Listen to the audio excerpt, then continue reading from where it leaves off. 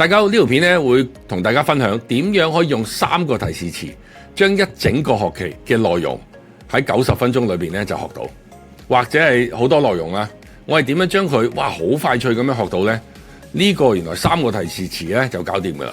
呢度近排我發現咗一個 post， 就係一位 MIT 即係麻省理工大學嘅學生，咁啊去學嘢啦，咁啊但係要學一個學期喎，點搞啊？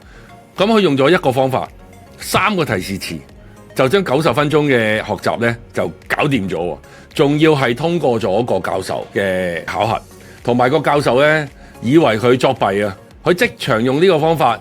跟住個教授就問咗佢好多問題，睇下佢係為咗學習而學習啊，定係為咗可以學識呢一個底層框架而去學習嘅。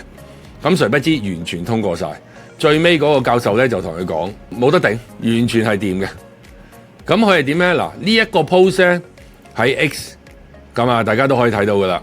咁啊佢話開頭咧點樣去學呢樣嘢啦？咁啊佢有講晒出嚟嘅啦，好 amazing 嘅。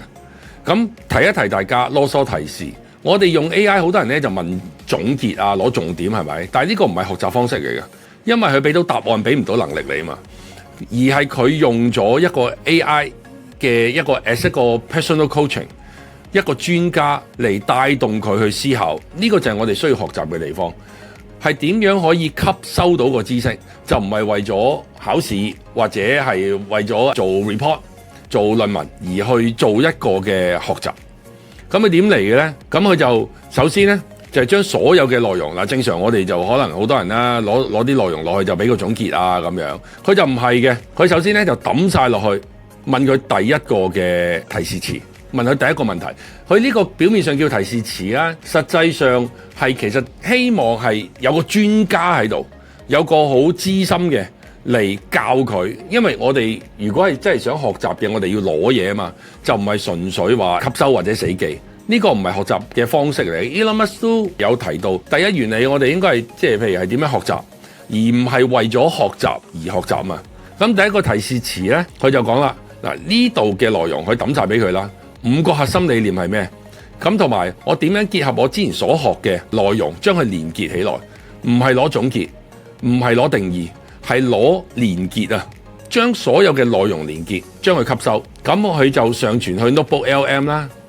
咁啊 ，NotebookLM 其實係佢用嘅一個 AI， 其實其他嘅 AI 都可以嘅，我唔多講啦呢一度。咁好啦，咁佢就出咗好多嘅內容啦。咁呢啲內容唔係一個總結，而係5個核心嘅概念係乜嘢 ？OK， 咁跟住第二個問題就係第二個提示詞啊。嗱，我而家要了解呢啲內容啊。我了解嚟做咩呢？我想教俾一個完全冇呢個 background 嘅人，冇呢個 subject 唔識嘅嚟教佢，咁佢就開始吸收啦。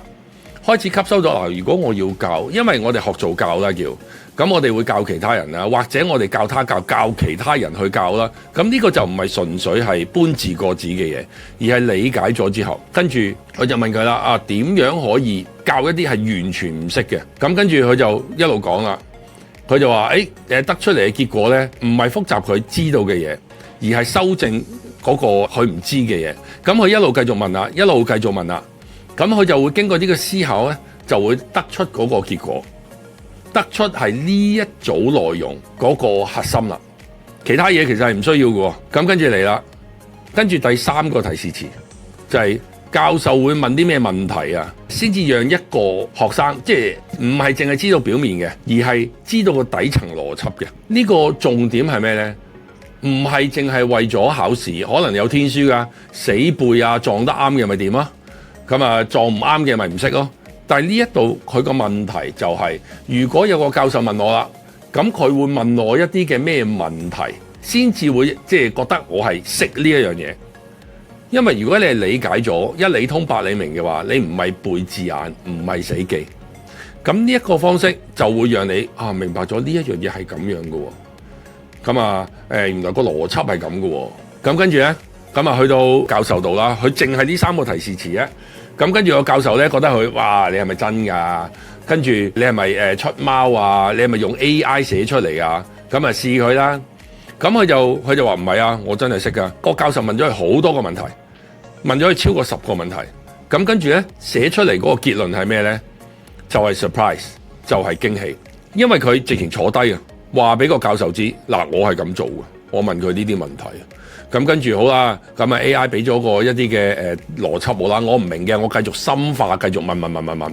咁跟住到最尾就係教授會問我啲咩啊咁跟住佢就模擬咗，咁就係教授問佢嘅嘢。咁跟住離開咗之後呢，咁得出嚟嘅就係佢已經係吸收咗一個嘅內容，係一整個學期需要學嘅內容。因為好多人其實一個禮拜，你唔好話90分鐘啊，一個禮拜仲翻緊目錄，仲喺度睇緊，仲喺度死背，跟住捱更抵夜啊咁樣通宵啊，為咗考試啊，臨尾嗰分鐘仲喺度學啊。咁呢個係為咗考試而考，唔係為咗理解而考。因為我哋如果係真係理解嗰樣嘢嘅話，咁就唔同啦。呢個係學習技巧，同學習唔係完全有關聯嘅，即係我唔係為咗學習而學習，我係為咗可以理解呢樣嘢而一個嘅學習技巧。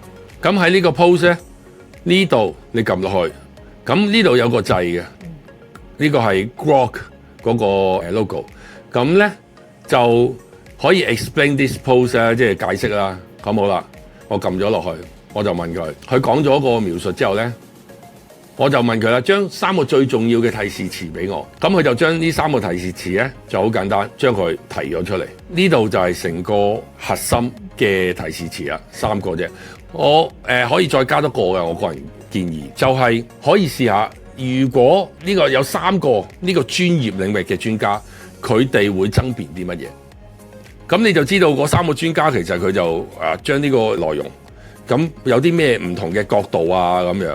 咁啊爭辯可以攞出嚟再進一步做深化。呢3個提示詞我會放喺描述欄，如果大家有興趣嘅呢，就可以試一下。簡單說，我哋學習唔係為咗學習，好多人運用 AI 係攞答案，會俾到答案你，但係 AI 俾唔到能力你。呢個係而家我哋運用 AI 一個正確嘅姿勢。如果大家中意我哋呢條片嘅，記得 subscribe 我哋、like 我哋同埋 share 俾多啲朋友。下次見。